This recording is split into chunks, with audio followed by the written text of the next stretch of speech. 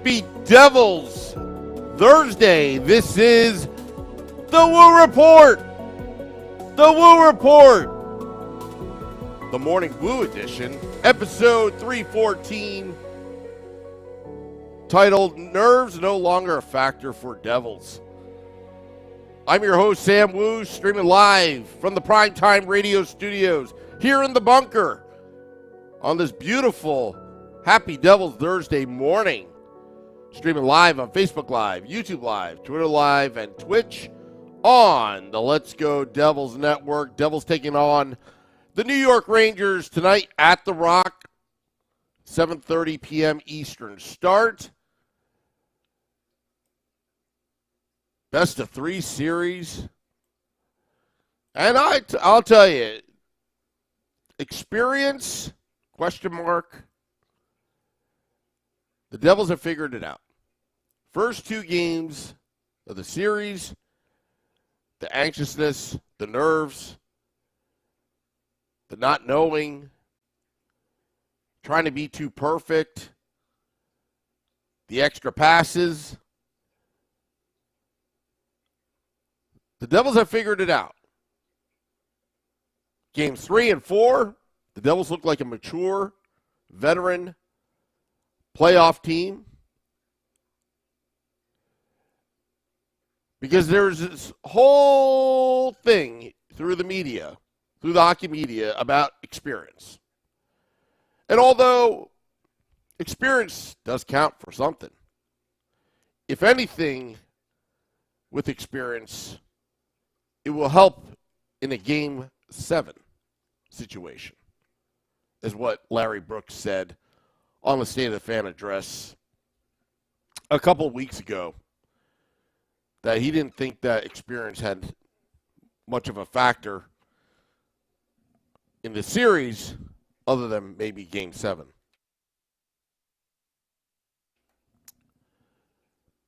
However, the Devils got over their nerves. If it were to go to Game 7 and Larry Brooks's opinion holds true about the Rangers have experience with Game 7, but then again, Eric Holla and Andre Palat and a couple other veterans, they do have that experience with the Game 7. But I think one factor that all the so-called hockey experts forgot, the Devils have home ice advantage. Your Game 7 is at The Rock if necessary. That is a big deal, because if you look in the past 30 years, Game 7s, now there's been some big Game 7s where the road team won.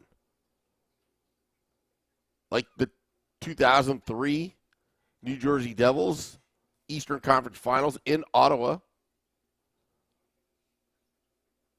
But it doesn't happen as often as you think. Will the Devils come out tonight like how they did Games 3 and 4? Both teams had a couple days of rest to think about it. I think Jack Hughes and his team really want to put on a show in front of the fans. But just play hockey. Do your thing. Go hard to the net. Put shots on Igor Shesterkin. Make Igor Shesterkin beat you. Work him.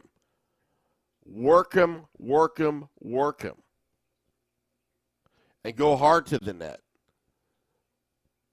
Create the buzz in front of the net. But on the other side of the ice, protect your goaltender, Akira Schmid, who has the calmness and poise that we haven't seen from a rookie goaltender probably since Martin Brodeur for the New Jersey Devils. But it's crazy to think And these playoffs have been very crazy as is. The Islanders have a tomorrow by beating the Carolina Hurricanes the other day. How about the Florida Panthers against the big bad Boston Bruins? All the teams right now, as far as I'm concerned, are all still in the playoffs throughout the Eastern and Western Conference. So it's anybody's series, and you should never get too cocky or too confident, because one bad play, one bad call by the officiating, one bad bounce of the puck, the momentum and the series could change in an instant. So the Devils have to take it shift by shift. Jack Hughes, the Ranger killer, all eyes are on him. But the one New Jersey Devils player that has not broken out yet and is due is Timo Meier. Timo Meier is doing all the little things right. But once Timo Meier gets hot with Jack Hughes and Nico Hischier gets involved, it will be very difficult for the New York Rangers to beat the New Jersey Devils.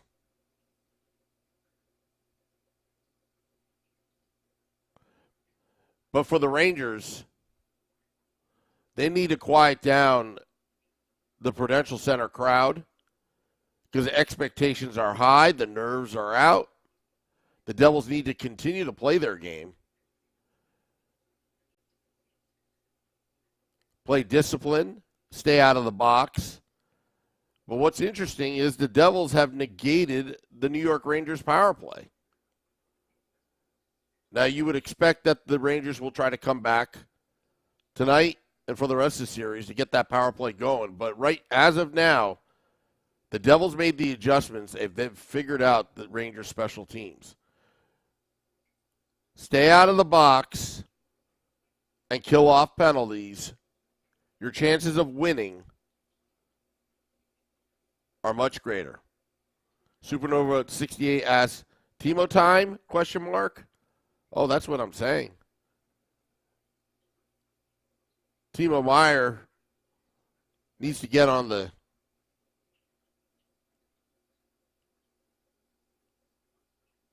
roll, get on the score sheet. Max, that Sam reported yesterday that Zibanejad has moved back to his sniper spot on the PP. That's fine. That's fine. You still have to play your game.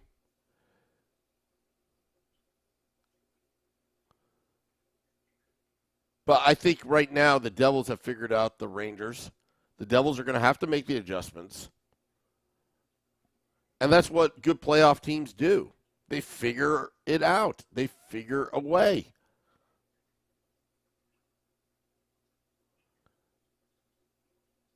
And the Devils are due for an offensive explosion. Jesper Bratt, I think, is actually having a decent series because he's doing all the little things, putting the pressure on.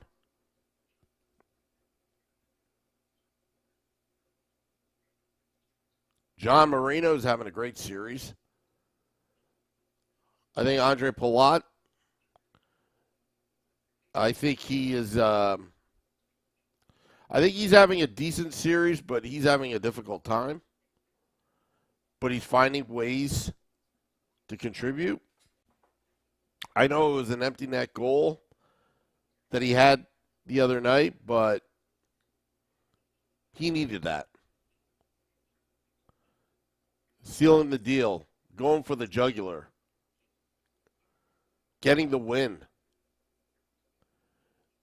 Each game is going to be tougher and tougher and tougher for your New Jersey Devils. And they got to come out and make sure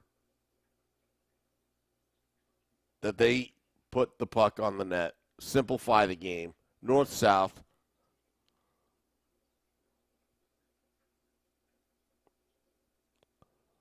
Seeing a lot of people on social media chiming in, YouTube Live, Facebook Live, on this beautiful Thursday morning. We'll be at American Whiskey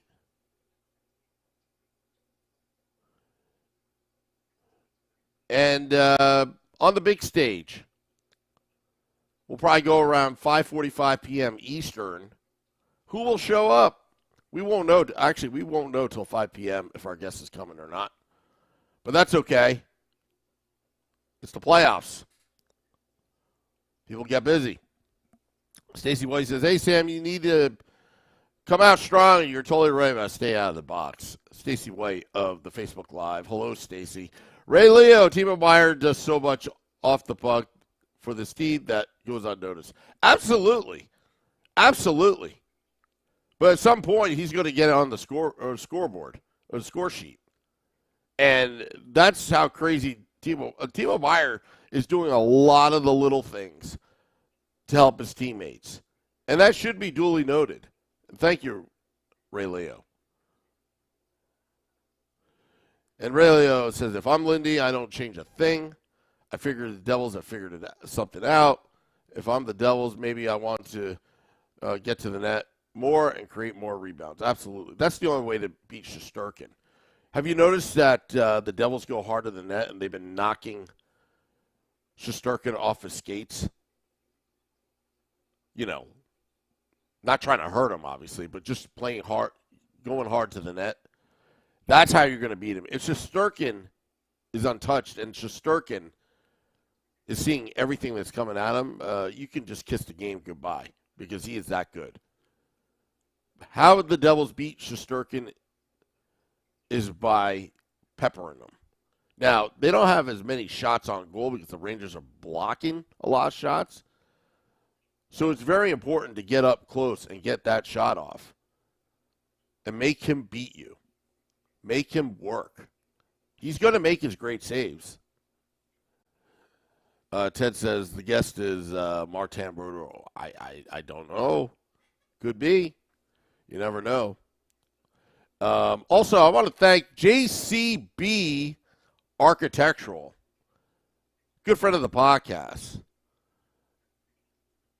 I'll be going to the game tonight inside because JCB Architectural, one of the finest architect firms, if that's what you call it, in the land. I know firsthand he does everything right. He gets permits. Anyway, yeah, JCB Architectural, thank you. Thank you for everything. I'm very humbled. You saved it for someone like me, a true Devils fan. And I won't disappoint you and I won't embarrass you. I'm going to be wearing the goal light helmet tonight over my head throughout the game because I believe there's going to be a lot of scoring for the New Jersey Devils tonight. We're going to light the lamp. And thank you, JCB Architectural. Supernova says, you guys should try and get Steve Alliquette on for an interview. Let's see here. Max says, Sam, can you read that sign behind you? I quite can't read it. Oh, Rangers suck? Oh, yeah. Thank you, Max. I got to bring that tonight. Maybe if there's a Game 7, maybe I'll wear the Marty Brodeur gear for good luck. If anybody knows this story, how this is, wearing the Marty Brodeur gear inside the arena. So this is what happened. Before we go, one of these Morning Woo stories that I'm going to tell you. Yeah, Max says, I won't embarrass you. Where's goal light helmet? So, the Marty Brodeur gear, this is how it started. Devils were playing the Flyers in 2000 Eastern Conference Finals. I bought all the ticket strips for the playoffs, or at least rounds 3 and 4. I was in college, and the Devils were down 3-1 against the Flyers, and I was pretty unhappy. I believe I was 21 years old at the time, drinking in the Meadowlands parking lot, and my best friend said, "Hey, man, you got to stay positive." Gave me a tap, and all these Flyer fans are cheering, chanting, "Devils suck." I wanted to fight them. So I made a bet. I said, look, if the Devils come back and beat the Flyers in the series and go on to win the Cup, on opening night, I'll dress like Marty Brodeur. I don't know why I said that, but I did. And guess what happened? The Devils did that. So I had to really, figure out where to get Marty Brodeur gear. So I back then we didn't have Google. I don't think we had Google. I mean, I think Google was just in its infancy, but somehow I did a search. It wasn't Google. And I came across this site called DonSimmons.com. And I called, it's a Canadian company. I called them up on the phone. And the guy's trying to figure out my pad size. And I told him what I was really doing it for. I was like, I don't care what the size of the pads are. I just want to dress like Marty Brodeur for opening night. And, well, that's what happened. So he started laughing his butt off. He actually gave me some clearance deals. And they shipped all the Marty Brodeur gear, including helmet, by Heaton. And it was at my door. It was expensive. I had to put it on my credit card as a poor college kid, right? Took me about, probably took me over a year to pay that off. Oh. Well, back in those days, you have that introductory rate of 0% interest for 18 months. Those credit cards that they sell to Penn Staters that have nothing else better to do with their money or your money. So, anyway, Steve Engel says, if I fall asleep at the wheel and crash, it's Sam's fault, LOL. Well, I hope you have insurance, Steve Engel. Yeah. And Max makes a good point. Why are you texting and driving? Yeah, hands 10 and 2 on the wheel, 9 and 3 if you prefer, Steve Engel. I never advocate for this. But anyway, getting back to the story, the Marty Brodeur gear. So opening night against the Ducks, we won. And then people asked me to do it again. Well, from that time, I think I went to probably 40 straight games, and the Devils never lost with the Marty Brodeur gear. And I actually wore it to Game 7 against Ottawa at a bar, the Marty Brodeur gear. Devils won there. Brought it to Game 7 against the Anaheim Ducks, or the Mighty Ducks of Anaheim, or whatever they called them back then, because it guaranteed a win. If there's a Game 7 and I have a ticket, I may reconsider bringing this puppy, my Marty Brodeur gear, out of retirement and going inside the arena to help seal the deal and get a win. Elimination games, you've got to do that. You've got to do that. It's all about the team, says David Putty. But anyway, that's my story of the day here on the Morning Woo.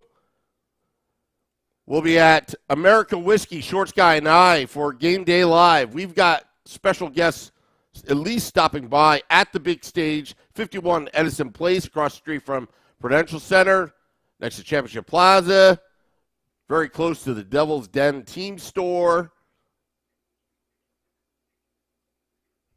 But yeah, I'll have my goal light helmet, courtesy of JCB Architectural. John and the folks over there build great houses, great buildings, very solid. I'm sure that they will last for a lifetime. What a great, great company. JCB Architectural. Max says, Sam, do you think the Rangers tried to take it to us right away with high energy, or do they settle in that push? I think the Rangers want to make sure that it's a 0-0 tie in the middle of the first period. They know that the Devils are going to come out. They're going to have a little bit more energy being at home. But yeah, I think right now it's anybody's series. But I think the Devils have the edge right now because they have the momentum. They figured it out. Their nerves are no longer a factor. I don't think experience right now means anything at this point. But I do believe there is some substance to what Larry Brooks said on the State of Fan Address with Nick Villano now. Yes, that Nick Villano, pucksandpitchforks.com, that Game 7, it may be a factor there. But we're not there yet. It's if necessary. Devils need to take it tonight and put the real pressure on the Rangers. And the real pressure really is trying to win that fourth game eventually this series. I think all the games throughout the NHL playoffs have been great. Just seeing Florida beating Boston to force a Game 6. But I think right now for the Devils, the most important thing is make sure that you have a tomorrow, that you have some games to play. But you got to win. And you got to do all the little things right. And with a little luck, you can get there. Want to thank all those tuning in on this Morning Woo, dropping the podcast sometime mid-morning. Got to get off to work today, and then I'm going to hightail it over down to American Whiskey. Come see us on the big stage. We'll be setting up. You never know who may stop by on the big stage. Thank you to Facebook Live. Andrew Buden. Yes, let's go. Our Young Bucks going to run those old man rags into the ground. I made a bet on that series, too. Yeah. All right, folks. I'm punching out. This is the Woo Report. Till next time, let's go Devils.